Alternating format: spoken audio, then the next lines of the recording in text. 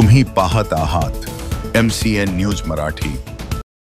परिवहन मंत्री प्रताप सरनाईक विदर्भ भूषण पुरस्काराने सन्मानित। विदर्भ वैभव मंदिर न्यास व संघाच्या वतीने देण्यात आला पुरस्कार।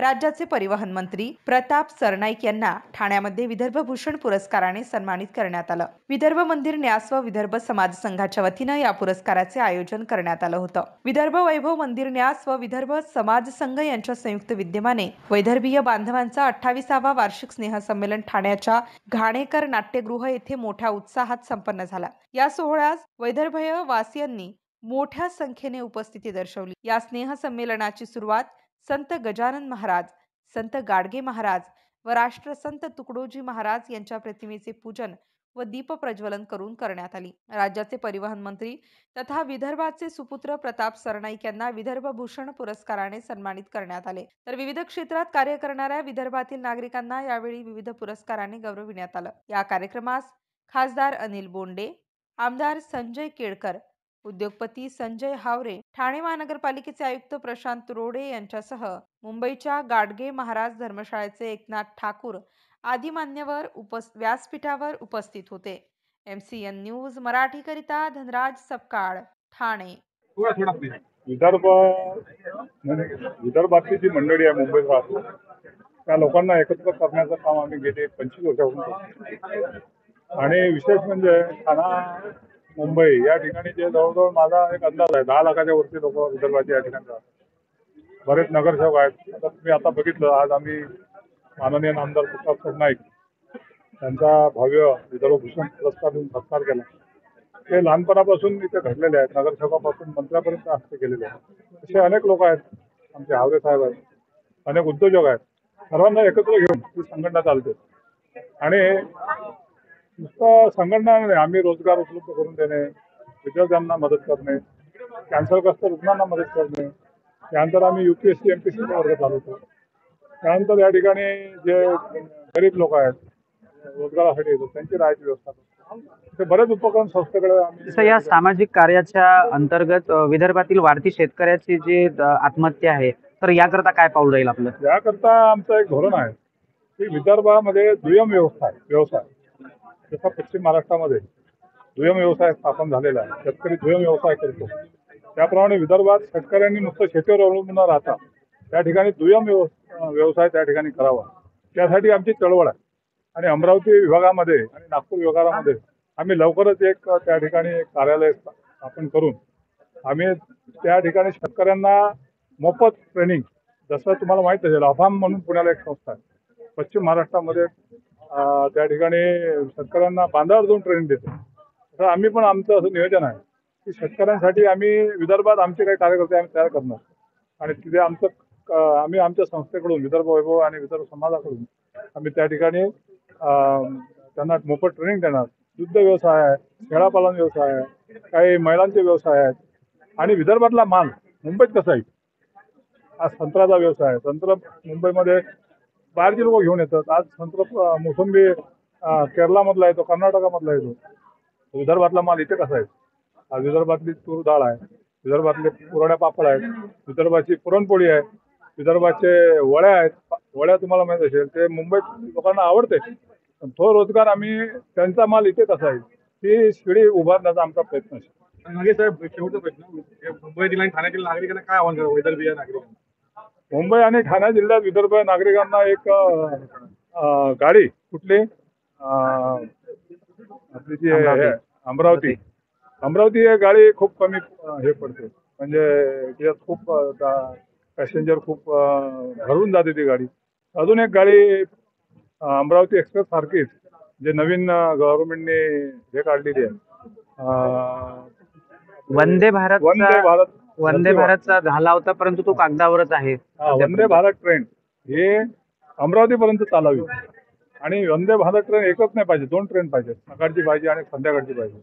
कारण ती दळणवळण यंत्रणा ही जर व्यवस्थित झाली तर हे शक्य आहे की विदर्भातले मुलं या ठिकाणी मुंबईत येऊन व्यवसाय करतील। धन्यवाद। एक जागा विदर्भाच्या संघाला आपण देऊ।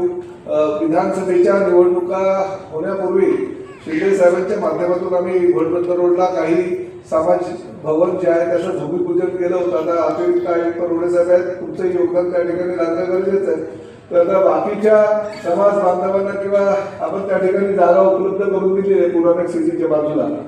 तर त्या ठिकाणी आपण जी 7 माळ्याची इमारत बनवली आहे, आता मी ती अजून ॲडिशनल त्यांना 3 माळ्या त्या ठिकाणी वाढवायला सांगितलं. तर त्या इमारतीमध्ये 1 मजला आपल्या विदर्भ संघाला आपण देऊया, जेणेकरून एक चांगली वास्तू त्या ठिकाणी होईल. इकडे तिकडे कुणाच्याही जागेमध्ये किंवा कुणाच्याही कार्यालयामध्ये टेम्पररी बसण्यापेक्षा एका आपल्या हक्काची जागा त्या ठिकाणी उपलब्ध होईल.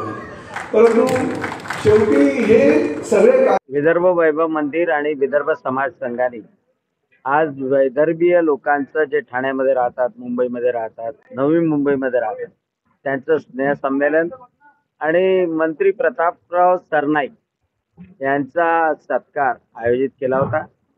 मला याची संधी मिळाली आणि आज विदर्भ बदलतोय. विशेषतः मुख्यमंत्री देवेंद्रजी फडणवीस यांच्या नेतृत्वामध्ये अमरावतीमध्ये PM मित्रा पार्क आलं, अमरावतीचं विमानतळ सुरू झालं, संत्रावर प्रक्रिया होते आहे, आर्टिफिशियल इंटेलिजन्स सह IT सेक्टर पुढे जात आहे.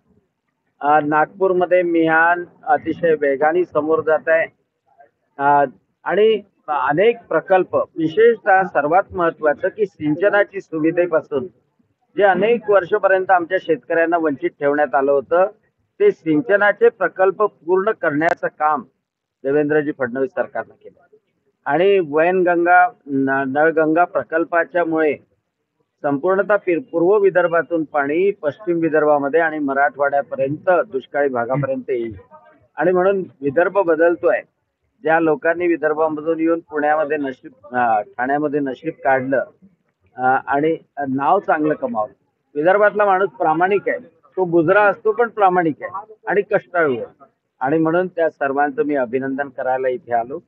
काही ज्या समस्या आहे, विदर्भातला माणूस मुंबईमध्ये आल्यानंतर मुलींच्या राहण्याच्या, नोकरी लागते परंतु राहायसाठी जागा मिळत नाही, त्यासाठी सामूहिकपणे प्रयत्न कसे करायचे हे सुद्धा आज आम्ही ठरवलं. सर, बच्चू कडू म्हणत आहेत आधी बाता केल्यात. सरकार कोणत्याही गोष्टीपासून पळ काढत नाहीये. लाडक्या बहिणींना 1500 रुपये देतच आहे आणि 2100 रुपये सुद्धा देणार आहे. त्याने कधी नकार दिलेला नाही. कर्जमाफीच्या संदर्भातही श्री सुधीरजी मुनगंटीवार यांच्या नेतृत्वात समिती निर्माण केलेली आहे आणि कर्जमाफी सुद्धा शेतकऱ्यांना निश्चितपणे होईल. सर्व योजना PM किसान असो किंवा नमो किसान असो, त्याचे 6,000, 12,000 रुपये शेतकऱ्याच्या खात्यात जातात आहे. याशिवाय घरकुलाची योजना तर आता 100 दिवसाच्या आतच सर्वात जास्त 20 लाख घरकुलाची चेक पहिला हप्ता या महाराष्ट्रात दिला गेलेला आहे. आणि त्यामुळं बच्चू कडूला आता काय झालं की फ्रस्ट्रेट झालंय. हे आता विमनस्क मनस्थितीमध्ये, बरोबर आंदोलन करायला जातो तर त्याला प्रतिसाद नाही, कारण की वारंवार साप जर अंगाला गुंडाळले तर त्या सापालाही बोर होते आणि लोकांनाही पाहायला बोर होते. शेतकऱ्यांकरता भगतसिंग होण्याची बोलतायत बच्चू कडू. नाही, लोकांना भ्रमनिरास का झाला? कारण की अगोदरचा बच्चू कडू जो प्रामाणिकपणे काम करत होता आणि सत्तेसाठी, मंत्रिपदासाठी पाठीमागे जाणारा बच्चू कडू हे लोकांनी पाहिला. त्याच्यानंतर मी जास्त बोलत नाही, कारण की आता हारलेला माणूस किंवा जखमी झालेल्याला अजून कशाला मीठ टाकायचं. परंतु आता ती मजा नाही राहत. आता आंदोलनाला नाही मिळत प्रतिसाद, कारण लोकांना हे माहित आहे की भारतीय जनता पक्षाचं जे सरकार आलेलं आहे, देवेंद्रजी फडणवीस आहे, तिथे डायरेक्ट अप्रोच करता येतं ना. आता शेतकऱ्यांच्या वीज बिलाचा प्रॉब्लेम होता, 5 वर्षासाठी माफ करून टाकला ना. म्हणजे लाईन कापण्याचाच प्रश्न आहे. किती मोठा प्रश्न होता, कारण की महाविकास आघाडी सरकारमध्ये शेतकऱ्याच्या कृषी पंपाची लाईन कापल्या जात होती. आता लाईन कापल्याचा प्रश्नच नाही, बिलच माफ करून टाकले. कशाला आंदोलन करेल बच्चू कडू आणि कोणीला आंदोलनात? त्याच्यामुळं आता लोक नौटंकीला अट्रॅक्ट होत नाही. प्रयत्न करायचे.